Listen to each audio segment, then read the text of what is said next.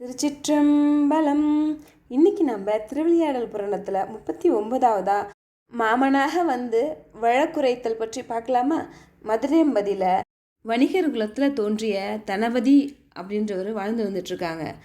குபேர சம்பத்து உடையவனான தனபதியோட மனைவி சுசீலை அப்படிங்கிறவங்க ரொம்ப அழகாகவும் கற்பில சிறந்தவளாகவும் இருந்தாங்க. ரொம்ப வசதியாக இருந்த இவங்களுக்கு குழந்தை பாக்கியம் மட்டும் இல்லாமல் இருந்தது. அதனால் அவங்க ரொம்ப கஷ்டப்படுறாங்க. அப்புறம் ஒரு முடிவுக்கு வராங்க. அந்த தனபதியோடைய தங்கையோடைய பையனை தத்தெடுத்துக்கலான்னு முடிவு பண்ணி தத்தெடுத்துக்கிட்டாங்க. பெரும் செல்வந்தரான தனபதியும் அவங்க மனைவியும் அந்த குழந்தைக்கு நிறைய ஆடை ஆபரணங்களை போட்டு அழகு பார்க்குறாங்க. தனபதி அவங்க மனைவி சுசீலை மேலே வச்சிருந்த பெருங்காதலால் நன்றி மறந்தவனா அவங்க தங்கையோட அடிக்கடி சண்டை போட்டுட்டு வராங்க. ஒரு நாள் பொறுமை எழுந்த அவங்க தங்கச்சிக்கு ரொம்ப கோவம் வந்துடுச்சு. அதனால், அண்ணா, உனக்கு எதுக்கு கர்வம்? உனக்கு என்ன புத்திர பாக்கியமாக இருக்குது? நீ என் குழந்தையெல்லாம் நீ புதல்வனாக வச்சிட்ருக்க. அதனால தான் உனக்கு இம்மைக்கும் மறுமைக்கும் பயன் கிடைக்க போகுது அப்படின்னு சொல்கிறாங்க.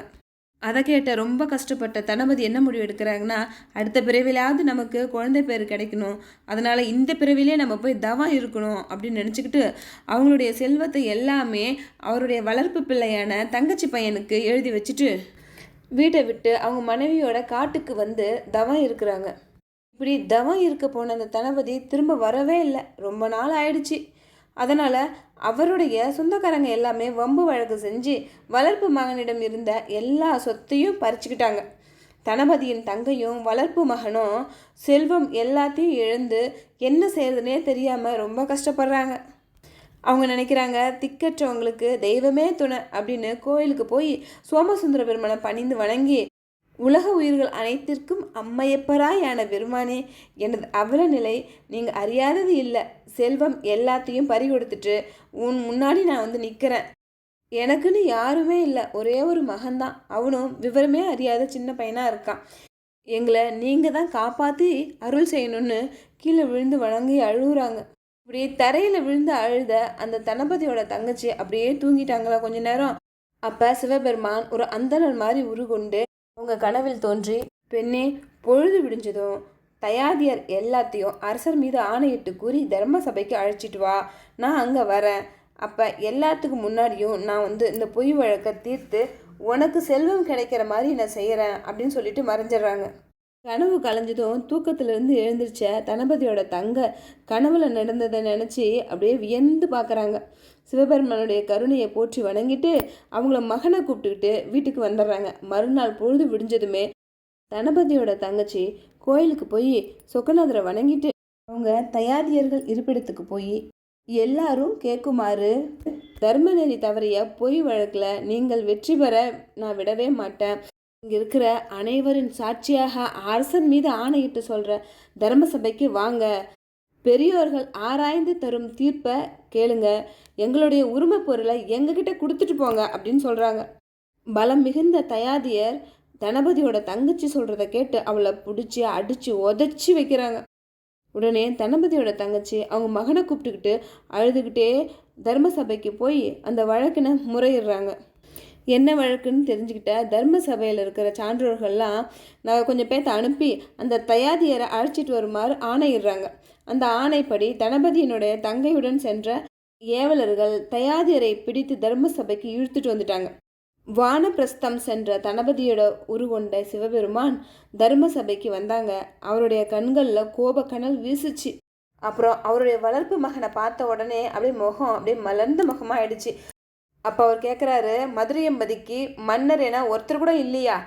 ஆராய்ச்சி தீர்ப்பு கூறும் சான்றோர்களும் இல்லையா? கடவுளும் இல்லாமல் போனாரா?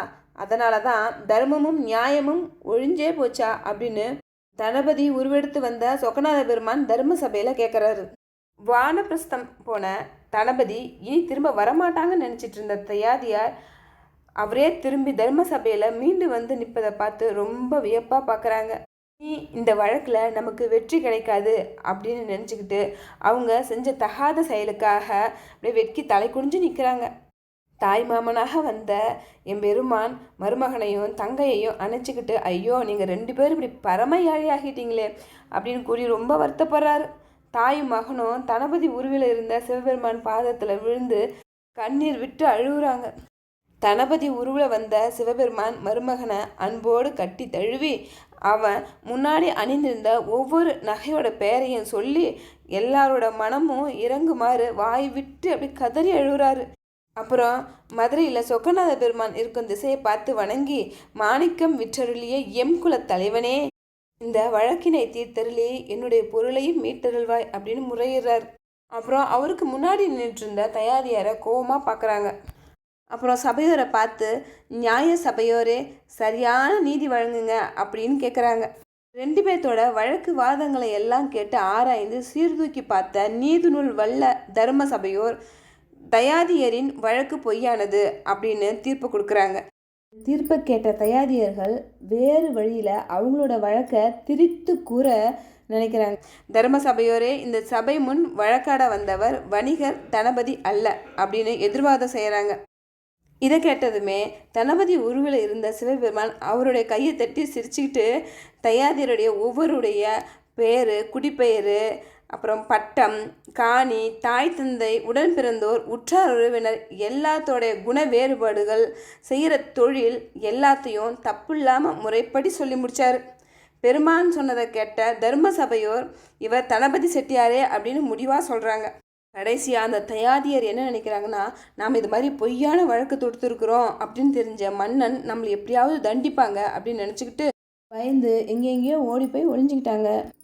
தயாதியர் பயந்து ஓடியதும் சபையோர்கள் தளபதி வணிகர் முன்னாடி கொடுத்த பொருள்கள் அனைத்தும் அவருடைய வளர்ப்பு மகனுக்கே சொந்தன்னு தீர்ப்பு கொடுத்துட்றாங்க.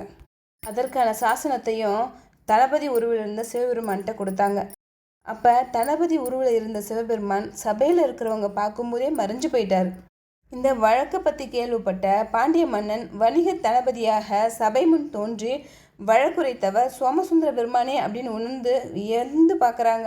தளபதியோட வளர்ப்பு பையனை கூப்பிட்டு அவனுக்கு நிறைய பரிசு கொடுத்து அவனை அனுப்பி வைக்கிறாங்க.